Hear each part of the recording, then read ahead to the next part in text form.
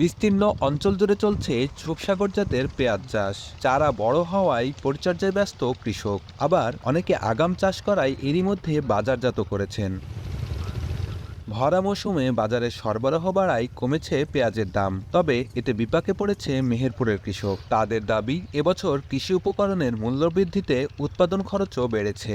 চলতি বাজারের মূল্যে পেঁয়াজ বিক্রি করলে লোকসানের আশঙ্কা তাদের। পাশাপাশি ভারত থেকে এ মৌসুমে পেঁয়াজ আমদানি বন্ধ করারও দাবি তাদের। ঋণ করে পেঁয়াজ করছি, সারের দোকানে বাকি করছি, সেই সব দিনা আমরা কিভাবে দেবো যাতে পেঁয়াজের দাম না থাকে। সার প্রত্যেক বস্তাতে 200-300 টাকা দাম বেড়ে গেছে। সরকারি ভর্তুকি যে সার, সে সারগুলো আমরা পাইনি। লাভের কথা তো দূরে থাক, ঘরে থেকে টাকা দেওয়ার লাগবে। 70,000-80,000 টাকা খরচ বিঘেতে।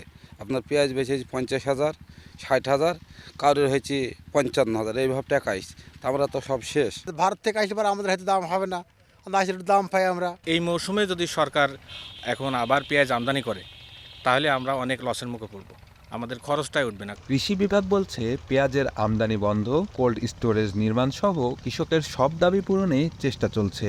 ভরা মৌসুমে যেন পেঁয়াজ আমদানি না হয়, এই বিষয়ে আমাদের দপ্তর থেকে আমরা হেড অফিসকে জানাবো, হেড অফিস মন্ত্রণালয়কে জানাবে যাতে এখানে একটা কোল্ড স্টোরেজ করা হয়।